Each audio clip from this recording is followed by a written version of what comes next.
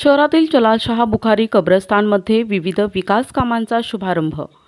आमदार जगताप यांच्या प्रयत्नानं भाविकांसाठी हॉलची व्यवस्था. निवडणूक आली म्हणून विकास कामं नसून शहराच्या विकास कामात सातत्यता आहे. विधानसभेच्या तोंडावर जत्रेचे पुढारी आले असून ते फक्त निवडणुकीच्या जत्रेपुरताच मर्यादित राहणार आहेत. शहरात आणि उपनगरात लोकप्रतिनिधी म्हणून काम करताना असा कोणताही परिसर शिल्लक राहिला नाही की जेथे विकास कामं झाली नाही. सर्वच ठिकाणी विकास कामातून कायापालट झालाय. आत्तापर्यंत मुस्लिम समाजाच्या कब्रस्थानासाठी इतिहासात एवढा मोठा निधी कोणत्याही लोकप्रतिनिधीने दिला नाहीये. आपल्या मतांची ताकद विकासासाठी उभी करण्याचं आवाहन आमदार संग्राम जगताप यांनी केलंय.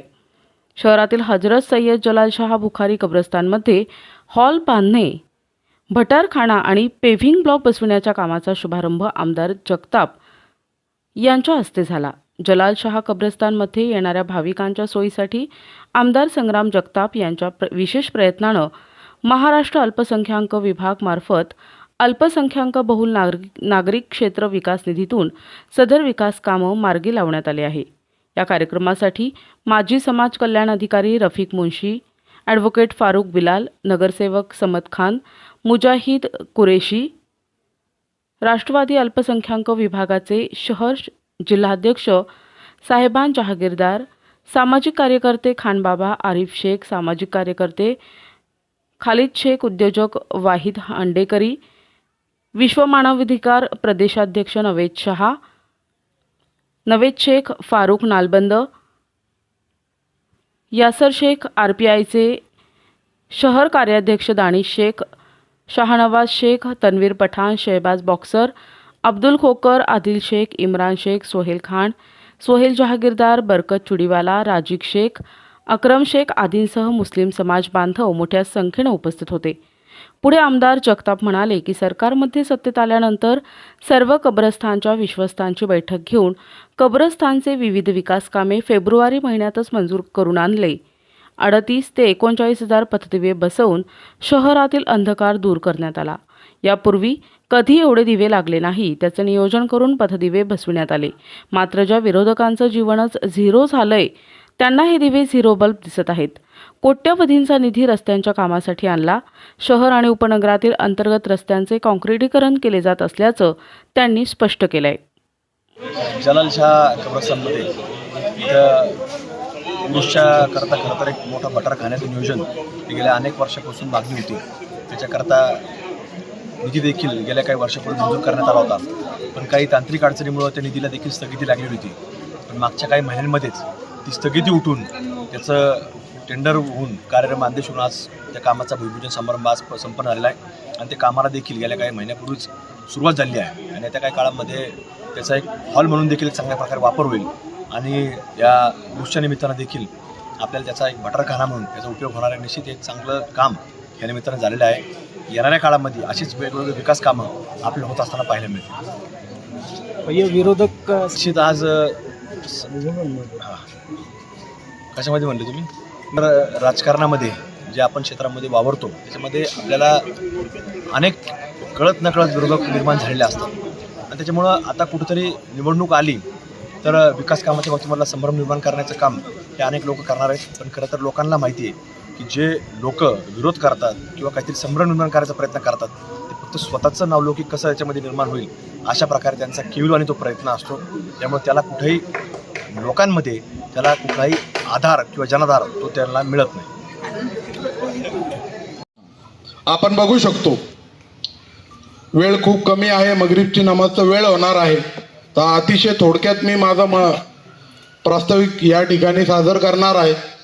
आपण बघू शकतो आमदार संग्राम भैया जगताप यांच्या प्रयत्नांनी या जलालशाह कब्रस्तानमध्ये एक मोठा हॉल ज्याला आपण भटारखाना म्हणतो आणि त्याच्या बाहेर पेइंग ब्लॉक बसवण्याचं काम या ठिकाणी होत आहे. आणि त्या कामाच्या शुभारंभासाठी आज आपल्यामध्ये आमदार साहेब या ठिकाणी आलेले आहेत. विशेषतः या कब्रस्तानचा थोडक्यात मी इतिहास आमदार साहेब आपल्याला सांगायचा प्रयत्न करतो. जलालशाह कब्रस्तान म्हणजे अनेक वर्षापूर्वी म्हणजे जलालशाह या ठिकाणी जे संत आहे हे एक शहीद झालेले संत आहे. अन्याय विरुद्ध लढताना ते शहीद झालेले आणि ही पावनभूमीमध्ये जेव्हा आपण बघू की ब्रिटिश काळामध्ये जेव्हा प्लेग सारखी महामारी या जगामध्ये थैमान घातलं होतं, त्या काळामध्ये आपल्या अहमदनगर शहरामध्ये प्लेगनी जेवढे सैनिक होते ज्यांना आपला जीव गमावं लागलं त्या काळामध्ये, त्यांना दफनविधीसाठी जागा कुठेही उपलब्ध होत नव्हती. परंतु त्या काळामध्ये या शहरातले नावलौकिक रंगरेज परिवार यांनी विशेष प्रयत्न करून ही जागा, आसपासला परिसर पूर्ण विकत, स्वतःच्या पैशाने विकत घेतलं आणि त्या महामारीसाठी ही जागा त्या ठिकाणी त्यांनी उपलब्ध करून दिली. आणि त्याच्या अनेक वर्षानंतर जेव्हा कोरोनाची महामारी आली, कोरोनासारखा मोठा संकट आपल्यावरती आला आणि दफनविधीसाठी आपल्याला जेव्हा जागेची अडचण होती, तर तेव्हा सुद्धा आपल्या कामासाठी हेच कब्रस्तान सर्वात जास्त उपयोगी त्या काळामध्ये ठरलेला आहे. विशेषतः त्याचा जे हेतू होता महामारीसाठी, ते 100 वर्षानंतर सुद्धा त्याचा वापर त्याच कामासाठी झाला. हे विशेष बाब आहे. आणि खरं तर या जलालशाह कब्रस्तानमध्ये आमदार साहेबांचा विशेष प्रेम आहे, त्यांची भावना आहे. कारण की फक्त आमदार झाल्यानंतर नाही, तर आमदार होण्यापूर्वी सुद्धा जेव्हा आमदार साहेब 2 वेळा महापौर होते, तेव्हा सुद्धा आरिफ भाईच्या माध्यमातून, आरिफ भाईच्या विनंतीवरून अनेक विकास काम, अनेक निधी आपल्या ह्या कब्रस्तानमध्ये आमदार संग्राम भैयाच्या माध्यमातून काम झालेले आहे. आणि भविष्यामध्ये पण असेच विकास काम या ठिकाणी होणार आहे.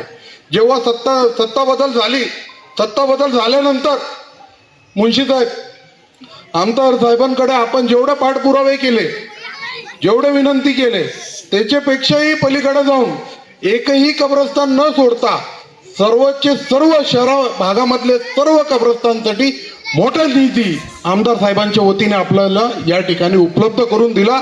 यासाठी आपण सर्वांनी जोरदार टाळ्यांच्या मध्ये आपण भैयांचा या ठिकाणी आभार व्यक्त करावं.